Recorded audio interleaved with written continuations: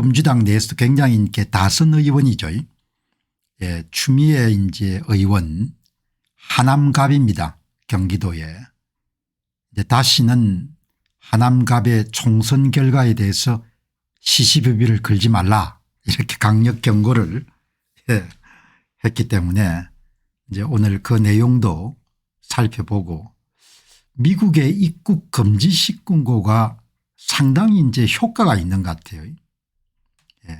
이제 많은 분들이 아마 참여하는 모양인데 그 이제 미국의 국무부가 한글판 이 웹사이트를 만들 정도니까 이제 본인들이 볼 때 굉장히 효과가 있다. 비용 대비 효과가 굉장히 있다. 이렇게 아마 판단한 것 같습니다. 그 미국의 입국 금지 신고 문제, 예, 이 문제도 오늘 다루도록 그렇게 하겠습니다. 자, 여러분 이제 오늘 참 젊은 분들이 앞날이 좀 많이 걱정이 되죠. 지금도 마찬가지고. 예, 그래서 이제 전남대학교 철학과 교수이자 또 더불어민주당의 교육연수원장을 맡고 있는 박구용 교수, 예, 박구용 교수가 이제 말라 비틀어진 2030 이렇게 해가지고 굉장히 이제 사람들이 많이 좀 격노했지 않습니까? 어제 여러분들 방송에서 한 목사님이 5년 만에 홍콩을 다녀온 이야기를 소개했습니다. 어제 소개한 내용이기 때문에 자세한 말씀을 드리지 않고 5년 만에 홍콩이 너무 많이 바뀌었더라는 거 아닙니까? 5년 만에 다시 찾은 홍콩은 충격적이었고 중국의 한 도시에 온 것처럼 그렇게 느껴져서 이제 홍콩이 그렇게 바뀌게 되면은 자유분방함이나 활력 같은 게 없어지면 많이 찾지 않죠. 사람들이 찾지 않는데 공항에 도착하자마자 홍콩이 국제도시라는 느낌은 완전히 사라졌고 자유를 잃은 홍콩은 이미 중국의 도시가 된 것 같았다. 이런 내용을 이제 어제 소개해드렸는데 체제가 바뀌면 이렇게 되는 겁니다. 그러니까 수십 년 동안 그 활기 넘치던 홍콩의 모습이 이제 영원히 되찾을 수가 없는 거죠. 그 체제가 바뀌는 것이 그렇게 겁난 겁니다. 체제는 이제 선거를 통해서 바뀌죠. 선거를 이제 장악하게 되면은 체제를 바꿀 수가 있으니까 법이나 제도를 통해 가지고 그래서 이제 선거를 지키는 것이 대단히 중요한데 이제 이분께서 홍콩에서 이제 업무를 보고 그다음에 타이완 대만을 가가지고 대만이 하고 너무나 대조적이니까 이제 그런 이야기를 남기지 않습니까?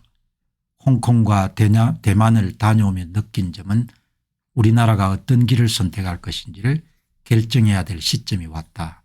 근데 이런 결정은 개인적 결정이 아니고 집단적 결정이니까 개인의 호불호와 관계없이 그냥 뭐 묻어서 결정이 되는 거니까 좀 억울한 면이 없지 않죠. 억울한 면이 없지 않는데 이제 오늘 제가 이 말씀을 먼저 꺼내는 이유는 조선일보가 지난 5년 동안 선거 부정 문제를 일관되게 여러분들 다 수면 밑으로 이렇게 바꿨지 않습니까? 조선일보 이제 사설을 이렇게 보니까 하단 좌측에 좀 젊은 기자분이 쓰신 걸 같습니다. 취업 한파에 말라 비틀어진 2030. 뭐 이제 핵심적인 내용은 이제 취업이 어렵다는 거죠. 취업이 어렵다는 건데 저는 이 젊은 기자분의 글을 쓰면서 조선일보가 앞으로 훨씬 더 어려워지는 세상을 만드는데 크게 기여하고 있다는 것을 이 젊은 기자는 알까 그런 생각이 들거든요. 취업 한파에 말라 비틀어진 2030. 젊을 때는 아무래도 이제 시야라는 것이 조금 좁을 수 있는 가능성이 높죠.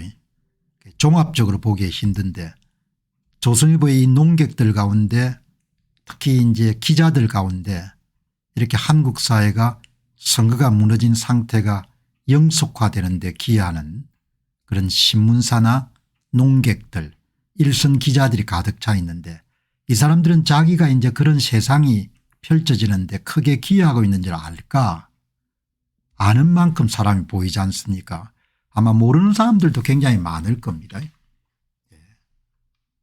이제 글을 보면은 취업난이 아주 힘드네요. 취업 한파에 말라 비틀어진 2030 신지인 기자가 아주 젊은 기자 모양입니다. 그러니까 일자리 난이 오늘 여러분들의 소개해 드리는 것은 객관적인 데이터로 일자리 상황이 굉장히 어렵네요. 물론 뭐 중소기업이나 이런 데서는 구직난이다 이렇게 이야기하지만 어떻든 객관적인 지표로 보게 되면은 문과생들이 타격을 많이 받고 문과생들도 학교를 다니는 동안 그렇게 코딩 뭐 이런 스펙을 쌓더라도 취업이 힘들고 오늘 이제 제가 소개해 드리려고 하는 이것 때문에 여러분 오늘 기사를 선택했습니다. 구직난의 수치를 보면 국가 재난급 수준이고 얼마 전에 구인 배수 0.28이라는 수치가 고용노동부에 발표됐다. 제가 구인 배수 0.28 구인 배수란 표현이 좀 익숙지 않기 때문에 이 구인 배수가 뭔가 보니까 구직자 한 사람당 일자리가 한 개씩 매치가 되면 1이고 그다음에 한 사람에게 주어진 일자리가 한 개가 아니고 0.28개면은 훨씬 낮은 거죠. 구인 배수가 0.28 외환위기 직후인 1999년 1월 0.23 이후에 26년 만에 가장 낮은 수치다. 이게 이제 체감 구직난일 거라고요. 그러니까 한 개 자리를 한 사람당 0.28개가 주어지는 거죠. 굉장히 낮은 겁니다. 일본은 2009년 리만 브라더스 사태 때도 구인 배율이 0.42였는데 우리는 이를 가뿐히 뛰어넘었다. 그러니까 하나는 이제 장기적으로 한국이 성장률이 낮아지는 저성장에다가 그다음에 이제 불안까지 겹쳐가지고 이렇게 낮은 거죠. 어려워도 취업할 사람은 다 한다는 말은 통하지 않는 데이터가 되었고 작년 339곳의 공공기관에서도 신규 채용 규모를 줄여서 4년 만에 최저인 1만 명대로 내려앉았다. 그냥 문재인 정권 때는 취업난이 심하니까 공무원 숫자하고 공기업 숫자를 더 늘려가지고 여러분 그렇게 해서 숫자를 맞췄지 않습니까? 그게 다 세금 들어간 자리지 않습니까? 부가가치를 만드는 자리는 아니죠. 0.28 아주 낮은 수치네요. 중소기업 파산은 최대로 늘어서 기존 취업자들도 구직시장에 참전하는 상황이고 파산 법인은 1940건으로 10년 사이에 최대치다. 이런 상황 속에서 2030 말라 비틀어지게 만들고 고립시켜야 된다. 이런 것을 박구용 교수이자 더불어민주당의 여러분들 연수원장이 이야기했는데 제가 박구용 교수 이야기 소개하면서 그렇지 않아도 말라 비틀어지고 있으니까 당신까지 그렇게 사람들 열받게 할 필요가 없다 그런 이야기를 제가 드렸지 않습니까? 이렇게 지금 돌아가는 거죠. 상황이 앞으로 그럼 나아지겠냐. 상황이 그렇게 나아질 가능성이 이렇게 높아 보이지 않죠. 이번에 만에 하나라도 윤 대통령이 꺾이고 그다음에 선거 투명성을 찾기 위한 노력들이 제압당하고 나면은 이제 한국이 좌파 영구 집권 시대로 들어가는 거지 않습니까?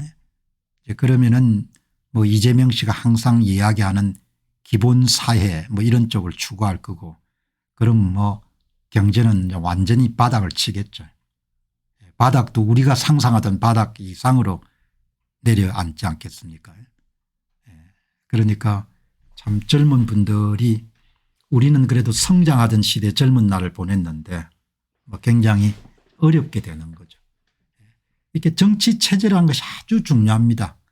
뭐 많은 분들이 내하고 별로 관계가 없는 일처럼 여기고 강 건너 불처럼 여기고 그다음에 또 체제를 보존하거나 지키는 것은 일종의 공공재이기 때문에 내가 노력하더라도 내한테 수익이 다 떨어지지 않기 때문에 무관심한 분들이 많은데 그러나 정치 체제가 이제 무너지게 되면은 그럼 진짜 여러분들 개인이 노력해도 할 수 없는 거가 많아지는 거죠.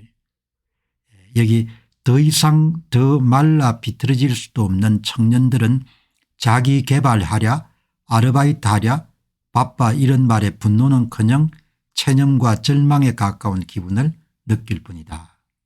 그래서 이제 오늘 새로 나온 구인배수란 용어를 한번 찾아봤습니다. 구인배수는 신규 구인 인원수를 신규 구직 건수로, 그러니까 구인 배수가 1이 넘으면은 일자리가 훨씬 더 잡기가 쉬운 거죠. 한 명당 한 자리 이상의 이름 일자리가 주어지는 것이니까 구직자 한 명당 몇 개의 구인 건수가 있는지를 평균적으로 보니까 취업난이나 이런 부분을 좀 짐작할 수 있는데 좋은 지표 가운데 하나네요. 한국의 구인 배수는 2025년도 2월 달에 0.28, 2023년에 0.58, 지난 10년간 코로나19 시기인 2029년 0.39를 제외하게 되면 대개 0.5에서 0.6점대를 유지했다. 한국 상황이 그렇게 좋지 않은 거죠. 일본의 구인 배수는 유효 구인 배율이라고 그렇게 불리고 2023년에 1.31, 2014년 이후 연속 10년 연속으로 유효 구인 배율이 1을 넘었었다. 고용 환경이 일본보다 훨씬 더 일본이 훨씬 더 나은 거죠. 이런 내용이 나와 있네요.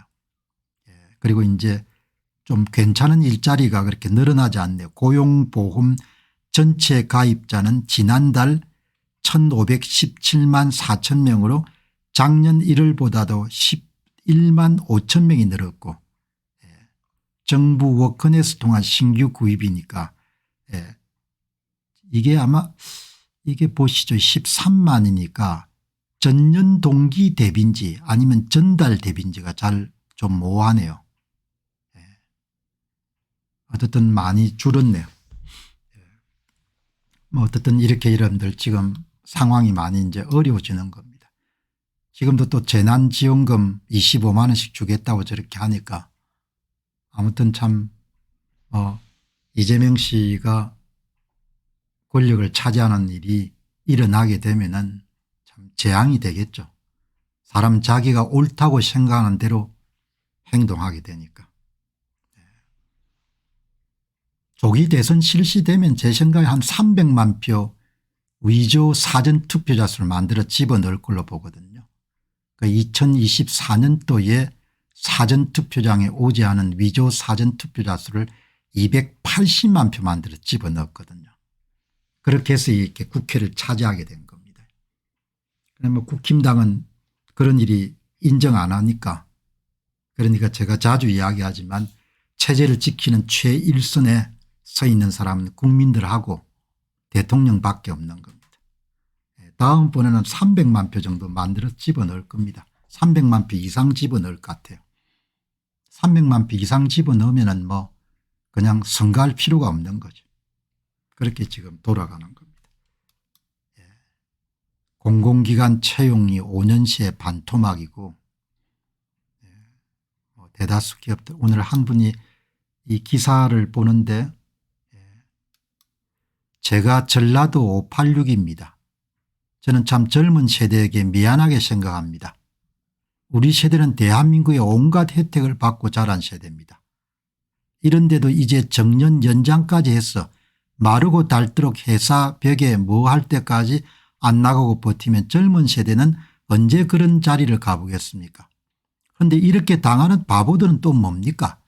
이제 국민연금까지 계약해서 젊은 사람들의 월급의 50%를 586 세대를 먹여 살리는데 내라는데도 찍소리를 못하고, 그리고 더불어민주당을 지지하는 겁니다. 그러니 당신들이 이렇게 당하는 겁니다. 이렇게 한 분께서 말씀을 하셨네요. 어떻든 간에 뭐 좌파 정치가 지속이 되면은 이제 과거에 비해서 정보 유통 속도가 빠르기 때문에 아주 빠른 시간 안에 망가질 겁니다. 과거의 일을 한 10년 정도 걸리는 일을 이제는 한 2, 3년 정도면 다 일어나겠죠. 화끈하게 경험하겠죠. 왜냐하면은 뭐 국제신용평가회사나 채권단이나 이런 데가 실시간으로 정보를 받을 수 있는 시대가 됐기 때문에 과거처럼 1980년에 그리스에서 좌파 정권이 최초로 등장하고 나서 한 2012년까지 한 20년 넘게 걸렸는데 그리스가 파산하는데 지금은 그렇게 오래 안 걸릴 겁니다. 순식간에 일어나겠죠. 사람들이 빨리 알기 때문에 돈을 빌려주는 사람들이. 그렇게 여러분들 정리를 이제 보면은 여기에 한 분께서 2030의 취업 한파에 눈 끔찍도 안 할 민주당입니다. 인간은 이기적이니까 젊은 세대는 챙기지 않지만 586 세대든 자기 자식은 끔찍이 챙기겠죠. 그게 여러분들이 인간의 굉장히 모순된 행동이지 않습니까? 젊은 세대들은 별로 관심이 없는 겁니다. 그냥 자기 자식이 다 이제 취업할 그런 나이니까 자기 자식들은 또 아름아름 챙기겠죠. 좌파가 장기적으로 집권하게 되면은 취업 시장도 거의 영구주의로 바뀔 겁니다. 그냥 아름아름으로 취업을 시켜주고 하는, 지금도 많이 바뀌었지 않습니까? 그런 식으로 이제 돌아가는 겁니다. 자, 그렇기 때문에 어떻든 제 이야기의 요지는 국민들이 뜻을 모으고 힘을 모아 가지고 선거를 되찾아서 국민들의 말을 듣지 않고 국민들의 뜻을 위반하는 그런 정치 세력들을 징벌할 수 있는 그런 진정한 의미에서의 의회 민주주의를 계속 존속을 시켜야, 그래야 이제 국민들이 갖고 있는 것을 빼앗기지 않고 좀 좋은 미래를 그려볼 수가 있는데, 이제 그게 만에 하나라도 이제 실패하거나 좌절이 되면은 그러면은 굉장히 많은 비용을 한국인들이 치를 수밖에 없을 것이다. 그렇게 보면 좋겠습니다. 자, 여러분 이 어마어마한